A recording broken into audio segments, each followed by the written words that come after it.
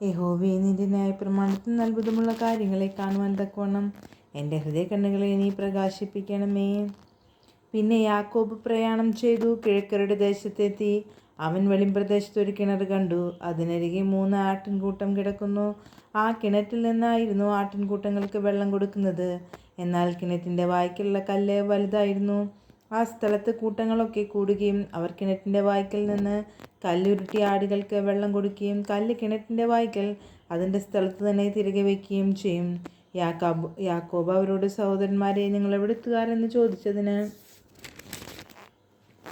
ഞങ്ങൾ ഹാരാന്യർ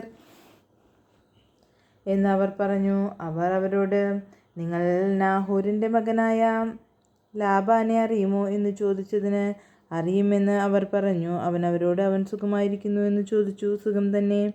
അവൻ്റെ മകൾ റാഹേൽ അത് ആടുകളോടുകൂടെ വരുന്നു എന്ന് അവർ അവനോട് പറഞ്ഞു. പകൽ ഇനിയും വളരെയുണ്ടല്ലോ, കൂട്ടം ഒന്നിച്ചു കൂടുന്ന നേരമായിട്ടില്ല.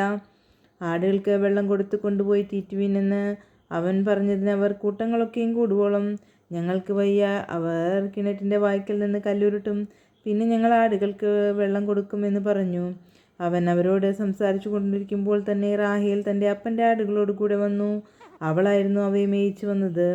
തൻ്റെ അമ്മയുടെ സഹോദരനായ ലാബാൻ്റെ മകൾ റാഹേലിനെയും അമ്മയുടെ സഹോദരൻ ലാബാൻ്റെ ആടുകളെയും കണ്ടപ്പോൾ യാക്കോബ് അടുത്തു ചെന്നു.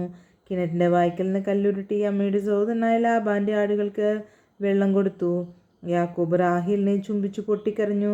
താൻ അവളുടെ അപ്പൻ്റെ സഹോദരനെന്നും റിബേക്കയുടെ മകനെന്നും യാക്കോബ് റാഹേലിനോട് പറഞ്ഞു. അവൾ ഓടിച്ചെന്ന് തൻ്റെ അപ്പനെ അറിയിച്ചു. ലാബാൻ തൻ്റെ സഹോദരിയുടെ മകനായ യാക്കോബിൻ്റെ വസ്തുത കേട്ടപ്പോൾ അവനെ എതിരേൽപ്പാൻ ഓടിച്ചെന്നു. അവനെ ആലിംഗനം ചെയ്തു ചുംബിച്ച് വീട്ടിൽ കൊണ്ടുപോയി.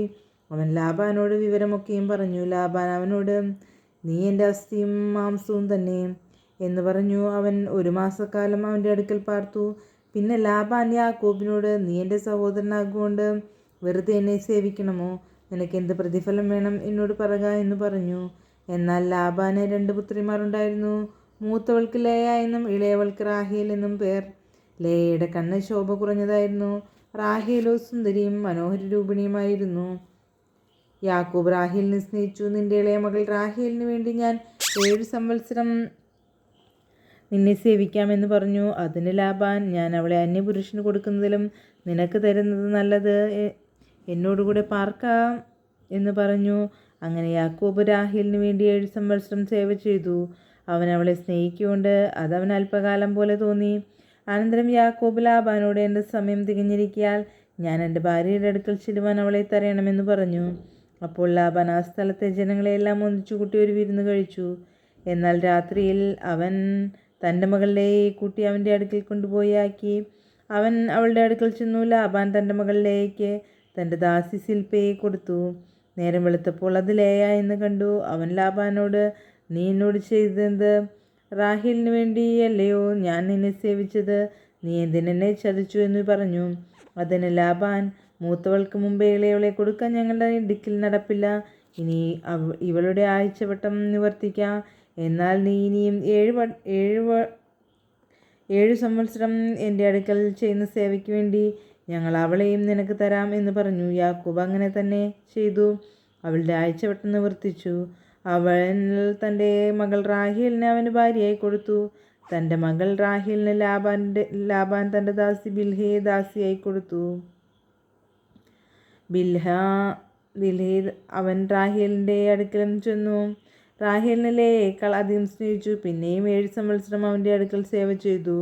ലേയ അനിഷ്ടയെന്ന് യഹോവ കണ്ടപ്പോൾ അവളുടെ ഗർഭത്തെ തുറന്നു. റാഹേലോ മച്ചിയായിരുന്നു. ലേയ ഗർഭം ധരിച്ചൊരു മകനെ പ്രസവിച്ചു. യഹോവ എൻ്റെ സങ്കടം കണ്ടു. ഇപ്പോൾ എൻ്റെ ഭർത്താവിനെ സ്നേഹിക്കുമെന്ന് പറഞ്ഞ് അവൾ അവന് രൂപേൻ എന്ന് പേരിട്ടു. അവൾ പിന്നെയും ഗർഭം ധരിച്ചൊരു മകനെ പ്രസവിച്ചു. ഞാൻ അനിഷ്ട എന്ന് യഹോവ കേട്ടതുകൊണ്ട് ഇവനെയും എനിക്ക് തന്നു എന്ന് പറഞ്ഞ് അവന് ഷിമയോൻ എന്ന് പേരിട്ടു. അവൾ പിന്നെയും ഗർഭം ധരിച്ചു ഒരു മകനെ പ്രസവിച്ചു.